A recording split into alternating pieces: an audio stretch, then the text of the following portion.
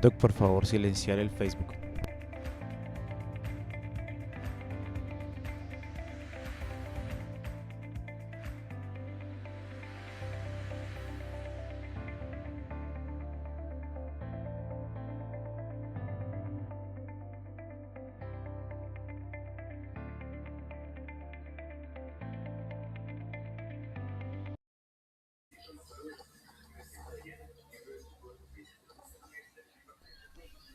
Habla, doctor.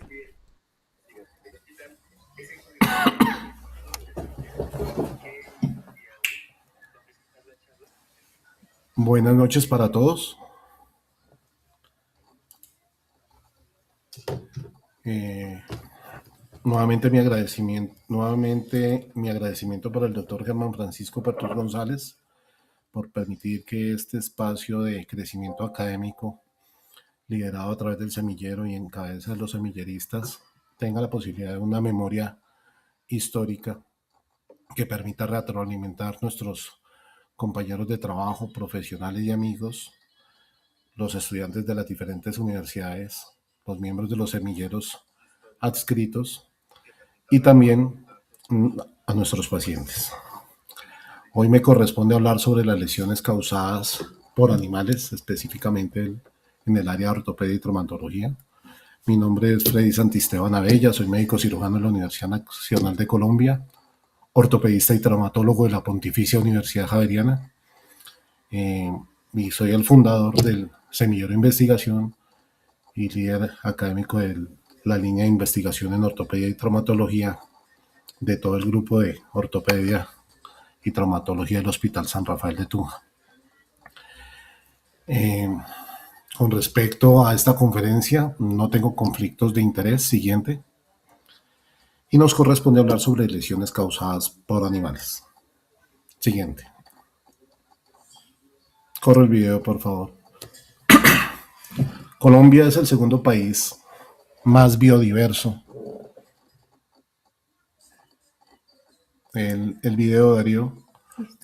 Colombia es el segundo país más biodiverso del mundo, gracias a su enorme variedad de ecosistemas que incluyen las selvas tropicales, páramos, manglares, sábanas, zonas costeras, las cuales albergan una gran diversidad de animales. Sin embargo, la migración de estos animales y los conflictos por el territorio han aumentado considerablemente como consecuencia de las actividades humanas como la deforestación, la expansión de la agricultura, la ganadería, la creciente urbanización y la misma domesticación de las especies. Estos factores no solo afectan los hábitats naturales, sino que también ponen en riesgo la supervivencia de numerosas especies y alteran el equilibrio ecológico que mantiene la riqueza biológica del país.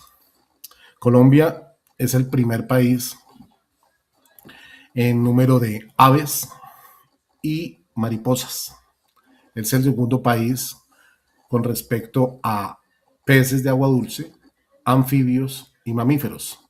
Y es el tercer país en reptiles en el mundo. Siguiente. Las lesiones causadas por animales son un problema de salud pública. Existen diferentes mecanismos de lesión: mordedura, arañazo, picadura, traumas contusos directos o indirectos y traumas de pequeña y alta energía que ponen principalmente en riesgo a los niños, los adultos mayores, todos los trabajadores que hacen su ejercicio al aire libre y las personas que viven en áreas rurales y silvestres. Cada año se reportan miles de incidentes y muertes causadas por lesiones asociadas a animales. Y es nuestra obligación conocer al respecto. Siguiente. Las lesiones causadas por animales generalmente tienen un mecanismo de lesión con una elevada contaminación bacteriana. Las bocas de los animales albergan una amplia variedad de bacterias y pueden provocar infecciones graves.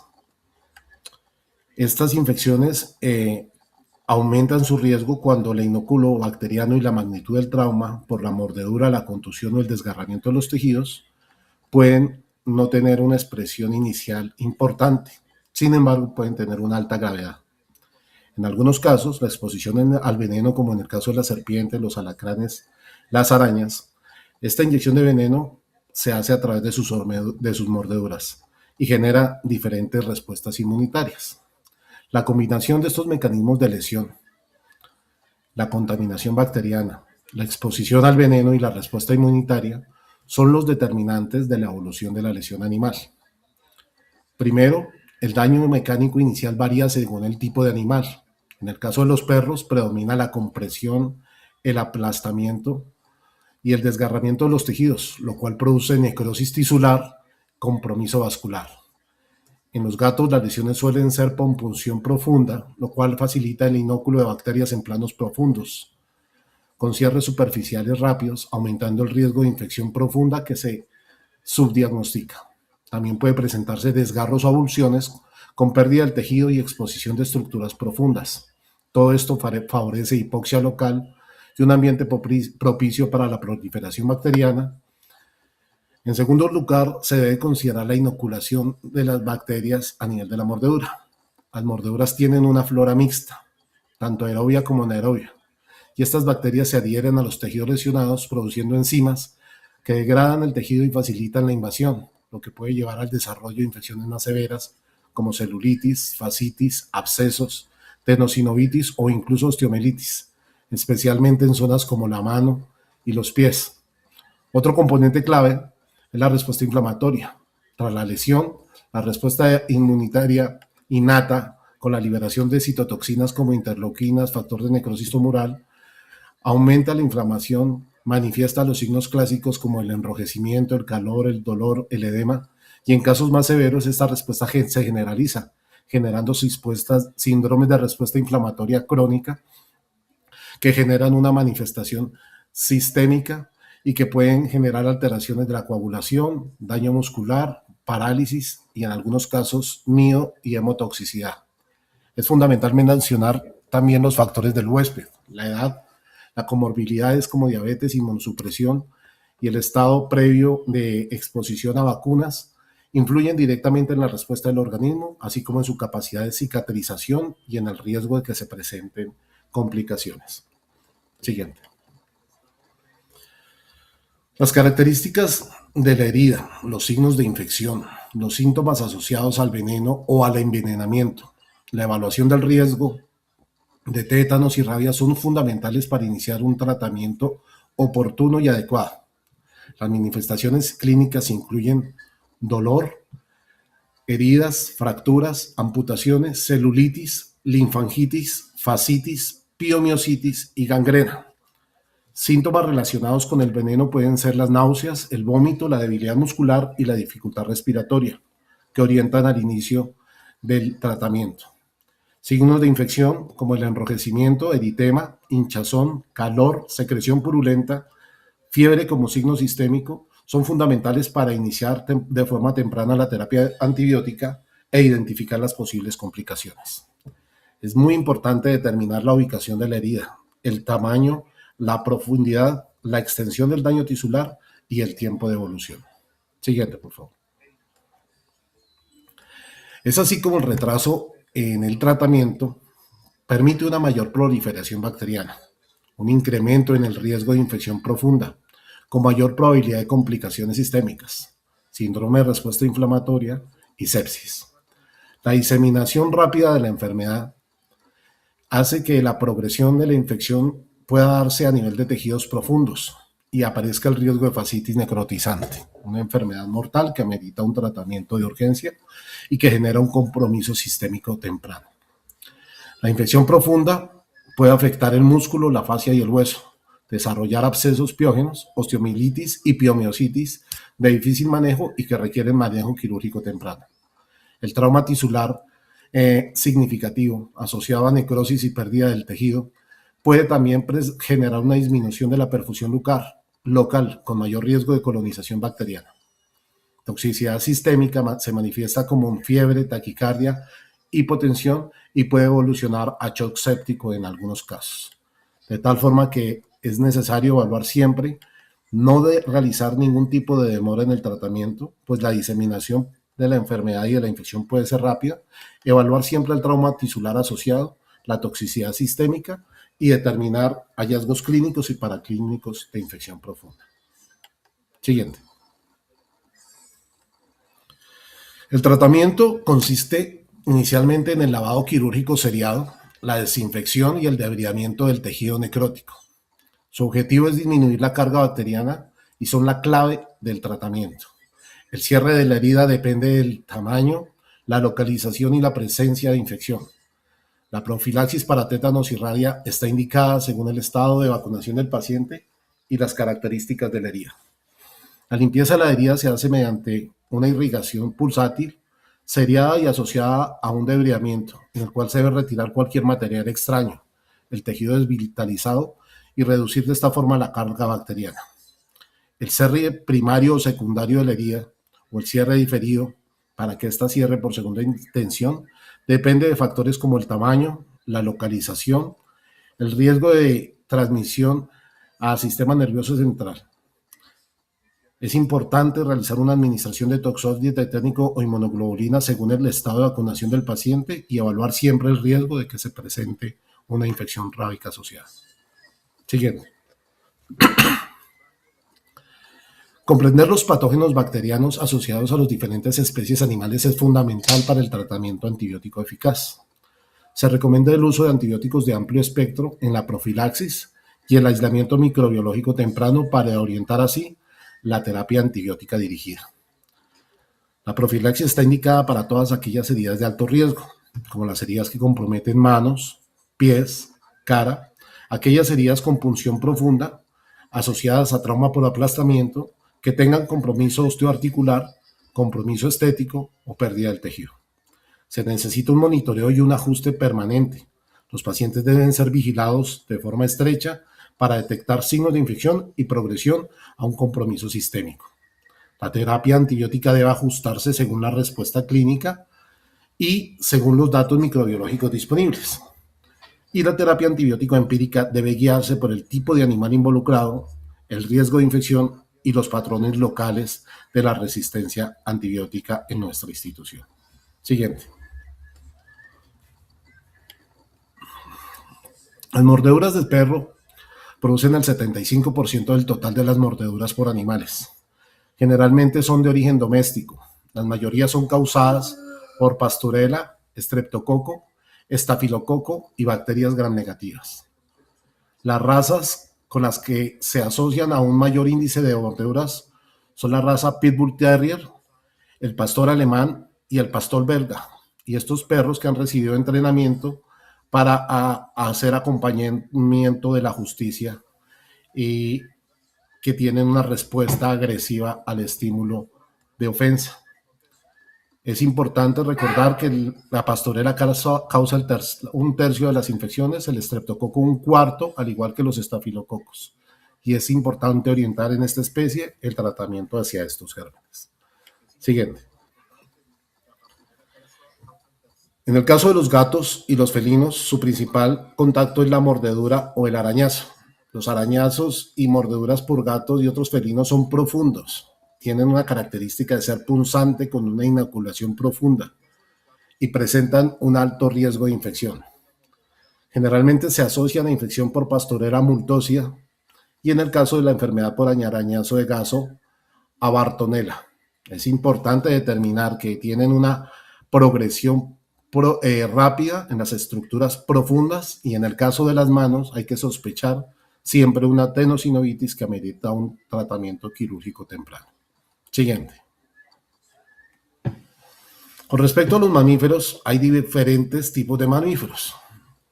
Pueden causar traumas de alta energía por contusión directa, caídas, patadas, lesiones por aplastamiento, pisotones, trauma directo e indirecto o enredos con las riendas en las manos, en los dedos o en las piernas. Las patadas y el enredo con las riendas son los mecanismos más frecuentes y se asocian a lesiones graves, especialmente en extremidades superiores y cara. Cuando hay caídas, siempre sospechemos el trauma craneoencefálico, el trauma raquimedular y el trauma cerrado de tórax. Siempre evalúen en las lesiones por aplastamiento el compromiso de los tejidos blandos y el riesgo de necrosis y síndrome compartimental asociado. Con las riendas es muy frecuente que se presenten las amputaciones por tracción cuando se usan anillos o cuando el lazo se atora y arranca literalmente la porción distal de la extremidad, generando una amputación traumática que no es objeto de reimplante. Siguiente, por favor. Las actividades deportivas, como el toreo, culturales y las manifestaciones tradicionales nos ponen y exponen en riesgo a quienes las practican a lesiones causadas por animales con traumas de alta energía, como es el caso del coleo y el toreo. Este trauma por alta energía se presenta también en los trabajadores de ganado, en establos y en áreas agrícolas y deportivas.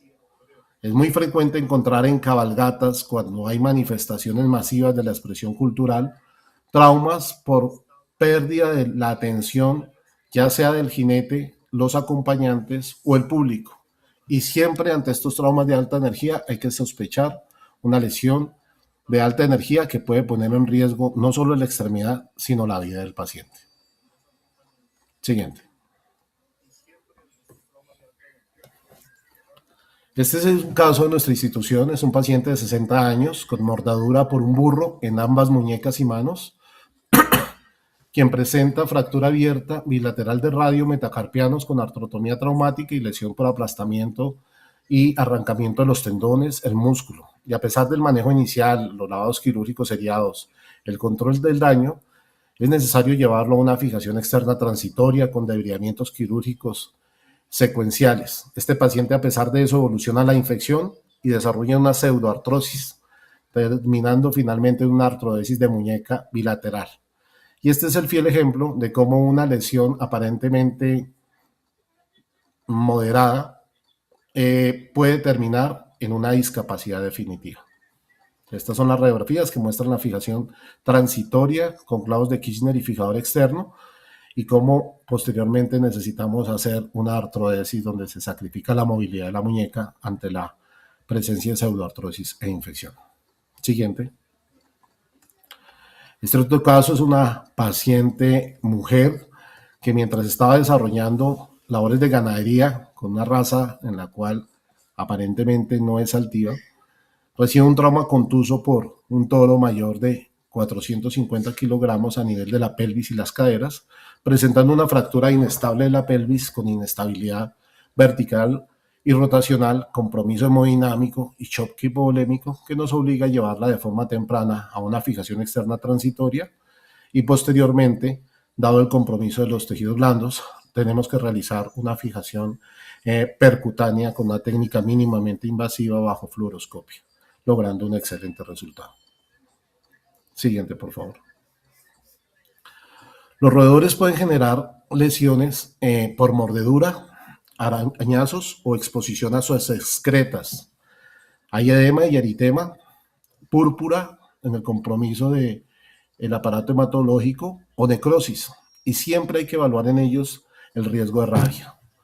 El retraso en la aplicación de la seroterapia afecta directamente el pronóstico de la rabia, y hay que recordar que la rabia es una enfermedad mortal que requiere un manejo urgente, prioritario, y como lo veremos más adelante, de acuerdo al grado de exposición, en la reclusión y observación del animal o el manejo empírico ante el riesgo de la infección.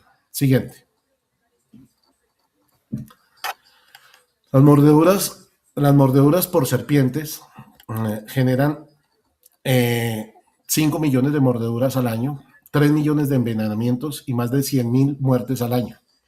Generan también, fruto de su compromiso local y sistémico, hasta 500.000 amputaciones con discapacidades residuales que afectan la calidad de vida de los pacientes. Hay 5 familias de serpientes: botrópico, crotálico, minicrúrico, lachésico y corálico.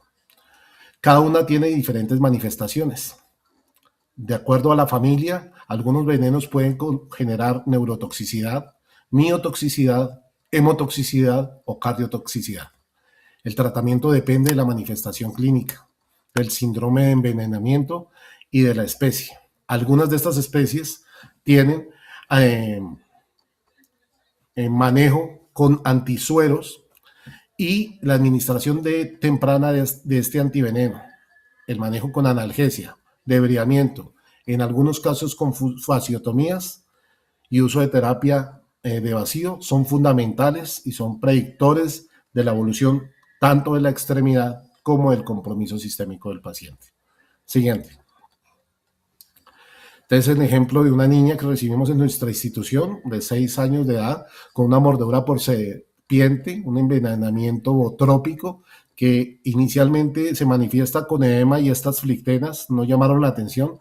Sin embargo, aumenta la intensidad del dolor, genera limitación funcional e incapacidad para la movilidad de la extremidad, desarrolla un síndrome compartimental y es necesario realizar no solo el manejo analgésico y la administración del antiveneno. Es importante que todos recordemos que las dosis tienen que ser altas en el paciente pediátrico y que el pronóstico de la evolución del envenenamiento disminuye en la medida que la administración del antiveneno se haga de forma temprana y de acuerdo a la especie que genera el envenenamiento, que se realice una reposición volumétrica adecuada y se realice un lavado y debridamiento con cuidados y observación crítica, antibiótico-terapia temprana y ante la sospecha o presencia de un síndrome compartimental, fasciotomía y lavado quirúrgico seriado en la medida que sea posible con un cierre temprano de las fasciotomías, el uso de terapia VAC o un cierre diferido buscando disminuir tanto la discapacidad funcional como la estética. Siguiente, por favor. El ofidismo se refiere al compromiso sistémico o a los efectos generales del envenenamiento por serpientes, generalmente del género Botrops. Es muy típico en nuestro selva húmeda tropical encontrar ese tipo de serpientes como la mapaná o la talla X por la distribución de sus anillos y de sus manchas en el cuerpo, e incluye manifestaciones locales o sistémicas.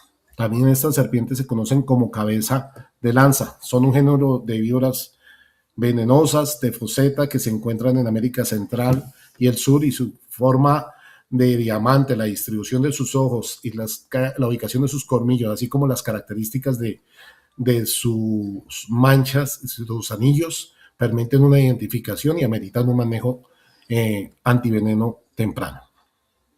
Siguiente. Es muy importante recordar, de acuerdo a las especies, la profilaxis antirrábica. Para los perros, los gatos y algunos loros, hay que observar estos pacientes si es posible durante 10 días y evaluar la profilaxis solo si el paciente tiene signos de rabia.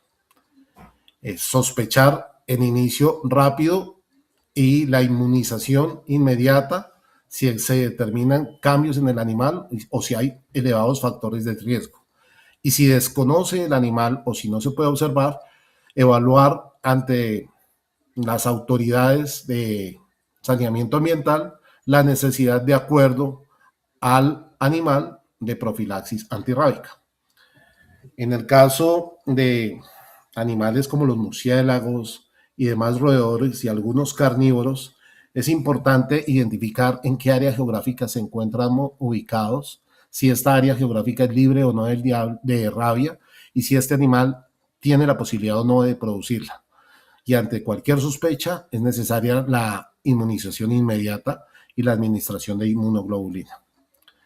En el caso de personas que trabajen en áreas rurales, desempeñen actividades agrícolas y tengan exposición a conejos, algunos roedores, puede considerarse individualmente el riesgo y se debe consultar con las oficinas de atención y de control biológico regional y local la necesidad o no de hacer la profilaxis. Siguiente.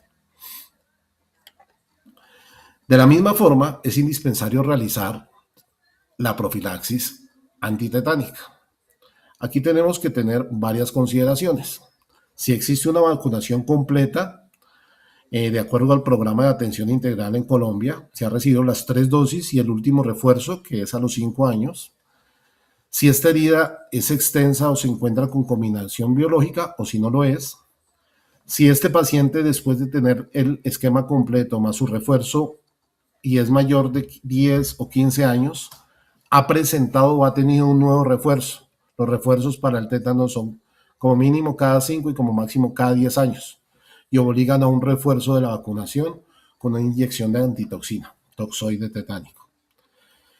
Si existe el refuerzo mayor a 10 años, solamente se administra el tetanol, y si no, es necesario la administración de inmunoglobulina antitetánica.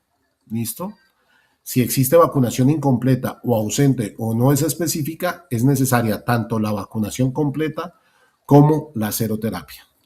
De la misma forma, de acuerdo a la enfermedad infecciosa y su tropismo cutáneo, se identifican los agentes patógenos.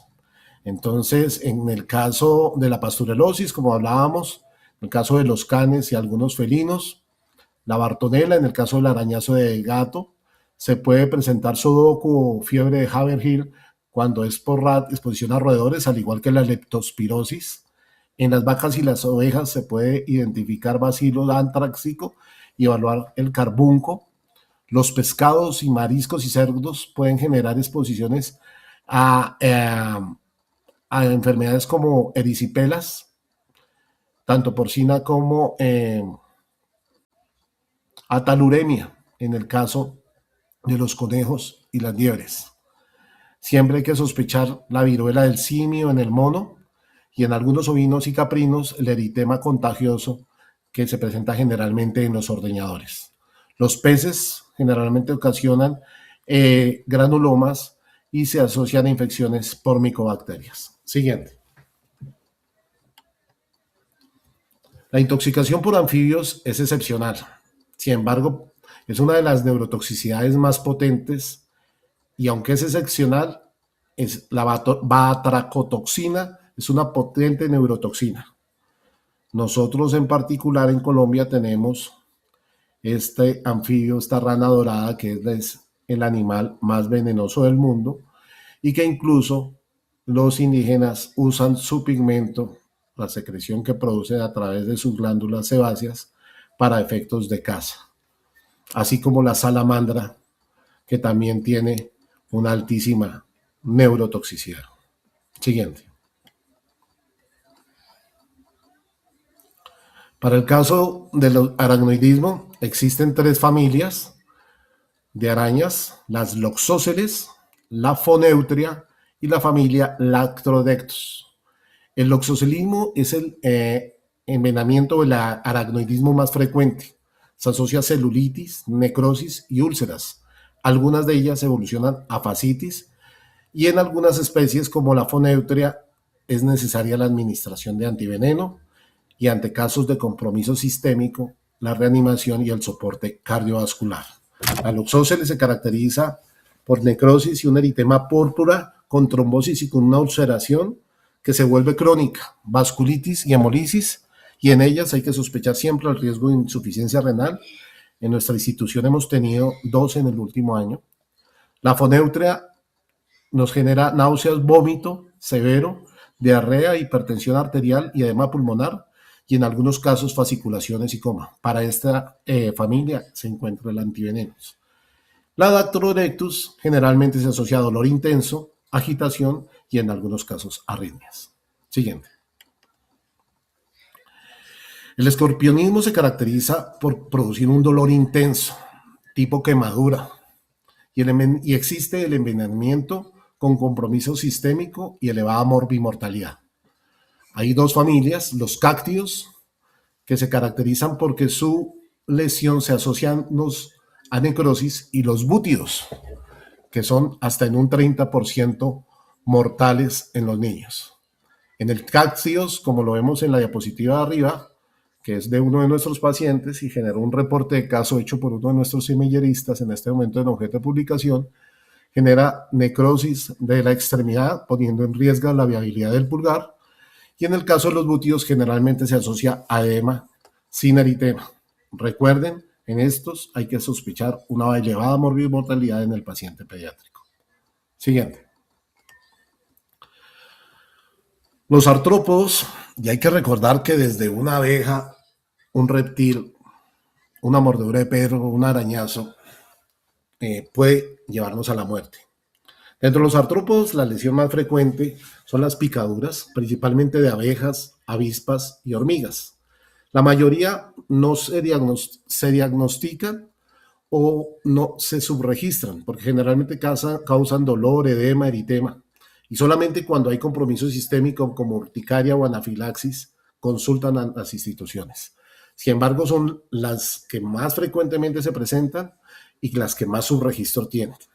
Hay que tener particular atención en aquellas pacientes que tienen picaduras múltiples, pues más de 50 picaduras se asocian a muerte, principalmente en el paciente pediátrico. Las abejas generan liberación de histamina e hipersensibilidad local. Las avispas, a través de su colinesterasa y los inhibidores, generan su manifestación tisular, generalmente más acentuada. Y las hormigas, con más de 10.000 especies en Colombia, liberan ácido fórmico y generan reacción local y en casos muy raros compromiso sistémico. Siguiente. También tenemos los lepidópteros, las orugas, los miriápodos y las mariposas, que están asociados a exantema, prurito, necrosis y, para el caso del famoso 100 pies, rabdomiolisis y necrosis tisular agresiva. Estas orugas, hay que tener en cuenta que estos pelos son urticantes y generan esta manifestación cutánea. Hay rabdomiolisis y dermatitis vesículo-ampullosa en el caso de los coleópteros, específicamente del 100 pies, y en el caso de algunos coleópteros en manifestaciones con necrosis tisular superficial y profunda. Siguiente. Los animales acuáticos también producen lesiones, que pueden ir de leves a moderadas. La mayoría tienen un elevado subregistro. Producen quemaduras urticantes y cicatrices queloides. Es frecuente las famosas aguamalas, las medusas, la lesión por contacto en el buceo con esponjas y estrella de mar y con exposición a abrasiones, laceraciones con corales o con anémonas de mar. Y en este caso el tratamiento consiste en lavado con soluciones hipotónicas como la misma agua de mar, como este jabón que se usa para afeitarse, la crema o espuma para afeitar, y es necesaria la administración de antisépticos locales, antihistamínicos y en algunos casos corticoterapia. Ante la exposición a múltiples contactos, siempre evaluar el riesgo de arritmia y estar muy pendientes de la observación ante el riesgo del compromiso sistémico. Siguiente. Los reptiles, pues son otra familia de la cual nosotros estamos expuestos en Colombia. Y aquí tenemos lesiones con un elevado daño tisular, con sobreinfección por bacterias anaerobias, infecciones multi o polimicrobianas. En estos animales es característico el aplastamiento de los tejidos blandos y el arrancamiento asociado a la atracción que ejercen. Y aquí tenemos casos de pirañas que generan esta pérdida del pulpejo del pulgar, hasta mordeduras por babillas o cocodrilos en Amazonas. Recordemos que nosotros contamos con estas especies no solamente en el Magdalena Medio, sino en el Pacífico y en la selva amazónica. Y hay animales que han migrado y que han sido traídos de otros territorios, como el hipopótamo, de los cuales ya han habido múltiples reportes en el Magdalena Medio, como muchos serán conocedores. Siguiente. En conclusión, la comprensión de las lesiones causadas por los animales incluye el conocimiento de las mismas. Es necesario tener guías claras y una educación basada en la investigación mediante un abordaje temprano y multidisciplinario, con énfasis en el manejo de las complicaciones. Un manejo oportuno, un manejo multi y transdisciplinario, con implementación de guías de acuerdo a cada especie, con comprensión de las lesiones locales y de su compromiso sistémico, y con el entendimiento y conocimiento de las dosis y la disponibilidad de antivenenos de acuerdo a cada especie, de tal forma que este tratamiento esté dirigido a evitar las complicaciones como la infección o el envenenamiento con el compromiso sistémico según animal. Siguiente. Estamos listos entonces para tratar una mordedura, una picadura o una lesión causada por animal en nuestra institución? Muchas gracias. Estoy atento a las preguntas. ¿Hay preguntas? Sí, doctor. Justamente en el Facebook están preguntando lo siguiente. ¿Cuáles son los principales criterios de gravedad en lesiones por animales al momento de hacer el triage? Es muy importante primero identificar la especie del animal, porque como vieron en la exposición, de acuerdo a la especie, se genera la lesión. Algunas especies tienen mayor riesgo de infección. Siempre es importante evaluar el tiempo de evolución, que es un factor determinante ante el riesgo de infección, la exposición o no a tratamiento antibiótico, manejo y profilaxis antirrábica y profilaxis antitetánica. Toda lesión causada por un animal, y más si hay asociados mecanismos como contusión, tracción, arrancamiento o compresión, son objetos de manejo intrahospitalario y observación intrahospitalaria. En el caso de los insectos, las picaduras múltiples dan un elevado riesgo de arritmias y son mortales en el paciente pediátrico. Y de acuerdo a cada especie, como le expliqué anteriormente, se evalúa tanto el grado de exposición y compromiso local como el grado y riesgo de compromiso sistémico. En el caso de la serpiente, las arañas y el escorpionismo, inicialmente el paciente se puede ver bien, pero puede progresar de forma rápida y temprana.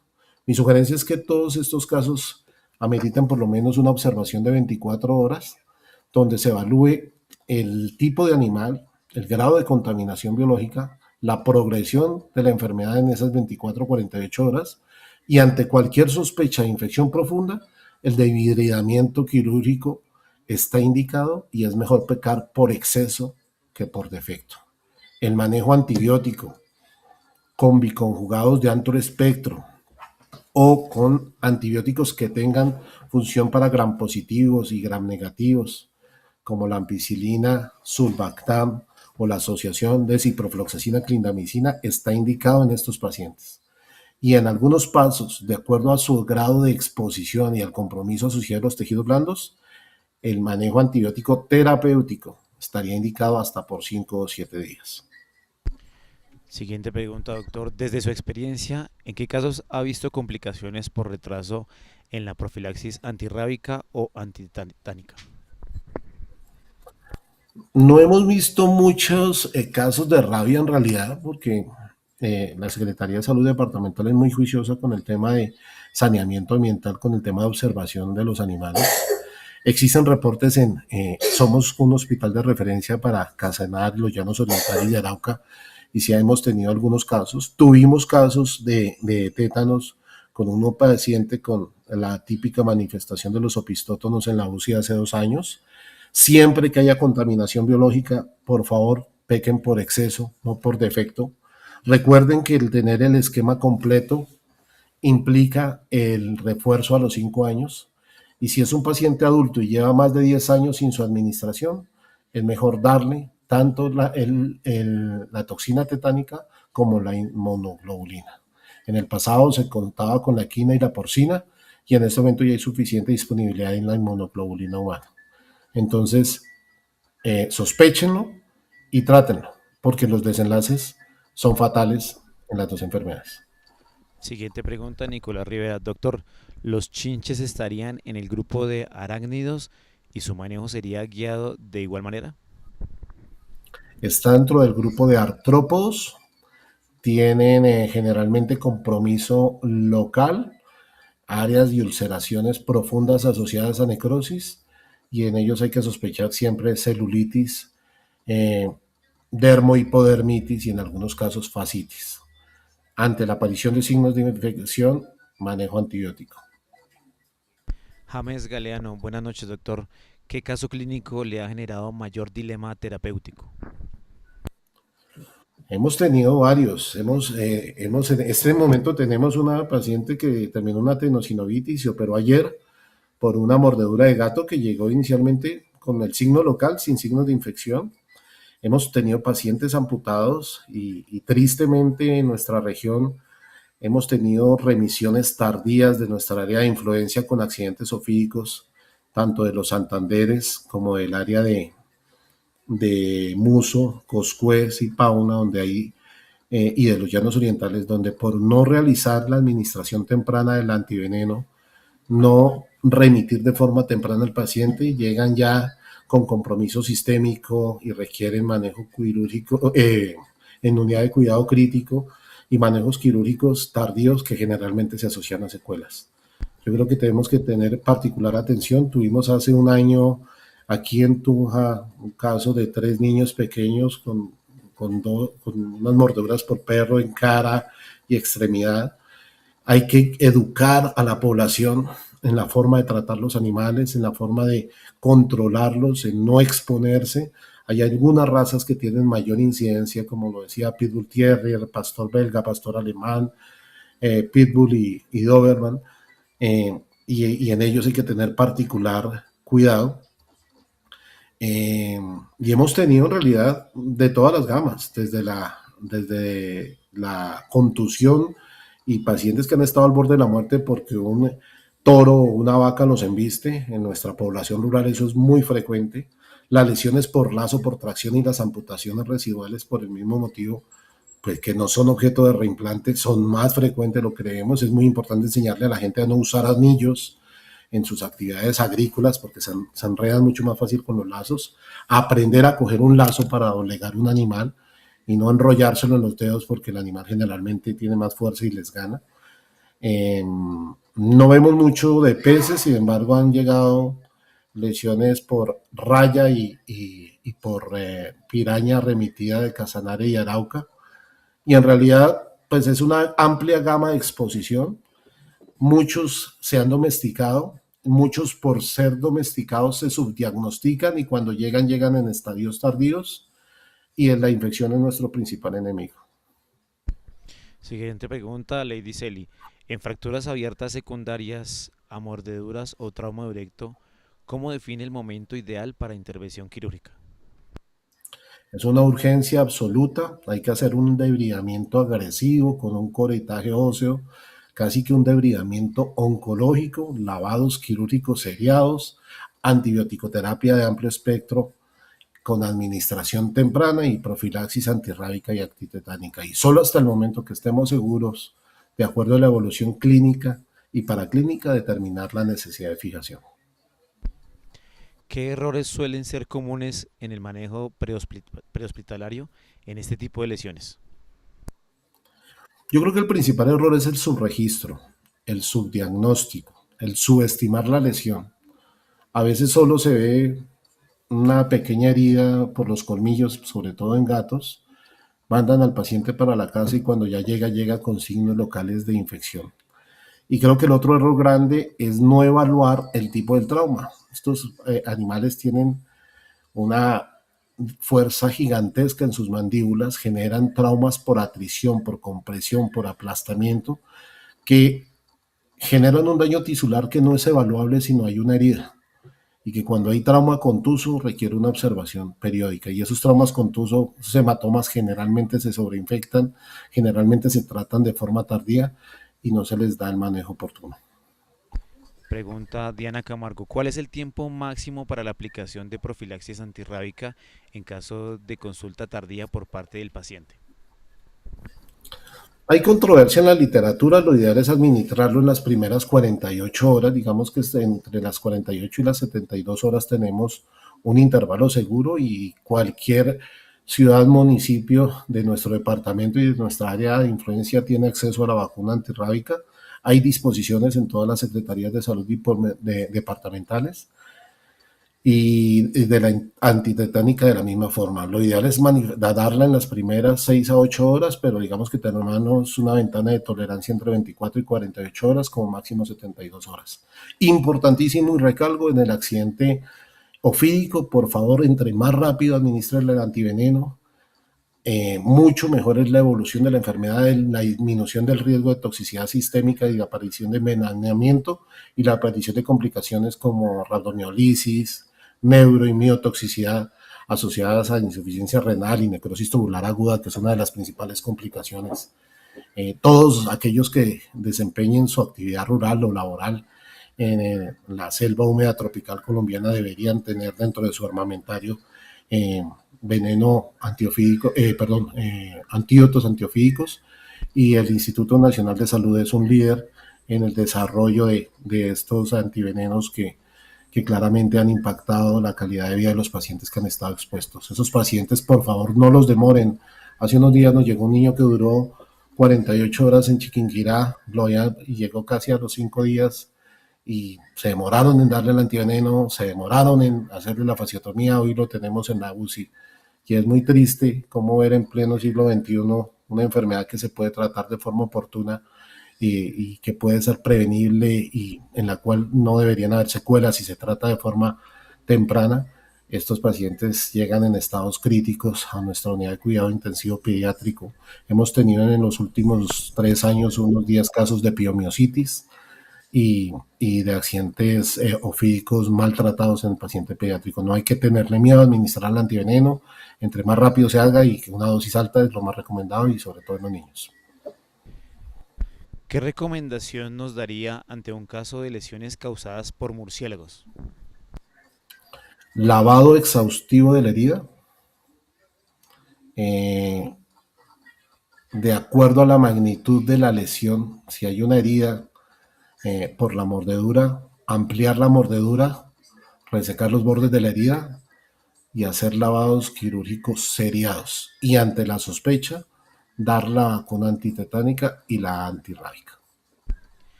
Última pregunta, pregunta la doctora Juana Londoño. ¿Cuál sería el esquema de elección al encontrarse con una herida que ya contaminada y con más de 6 horas de evolución? Con respecto al manejo antibiótico, creo que es la pregunta de la doctora Juana, antibiótico-terapia de doble espectro. Si el paciente tiene un compromiso sistémico, hay que tratarlos con cefalosporinas de segunda y tercera generación asociadas a vancomicina. Recordemos que nosotros tenemos una alta incidencia de multiresistencia, mientras logramos el aislamiento microbiológico que se puede lograr de forma temprana en 72 horas. Si no hay un compromiso sistémico, asociaciones como cipro, floxacina, clindamicina o trimetoprim, clindamicina son una buena elección. De la misma forma, esquemas como ampicilina, subaltam o amoxicilina clavulanato. Yo creo que esos serían los esquemas más indicados, y ante la evidencia de infección ya no es profilaxis, es un tratamiento por 7 a 10 días, y ante la progresión temprana de las fascias, el compromiso muscular, lavado, debridamiento, fasciotomías y fasciectomías. Es importante recalcar, el tratamiento de la fascitis no es la fasciotomía, es la fasciectomía. Quitar la fascia que envuelve los músculos, y si es necesario el músculo que esté comprometido, porque es una enfermedad mortal que se ha llevado a pacientes nuestros en las 12 a 24 horas. Doctor, pues ya muchas gracias por la conferencia, por la charla. Tuvimos un total de 114 espectadores durante esta charla. A todos los participantes, muchísimas gracias. Este espacio está diseñado para ustedes. Nuevamente los invitamos a los colegas de los hospitales regionales, a las personal en formación, internos, residentes y estudiantes, a que fortalezcan este espacio académico. Este espacio también se diseñó para los pacientes y al área administrativa de educación del hospital, y al gerente, el doctor Germán Francisco Pertús, mis agradecimientos. A los semilleristas, cordialmente invitados a desarrollar y ser ponentes de estas conferencias los martes en investigación y los jueves en ortopedia. Muchas gracias.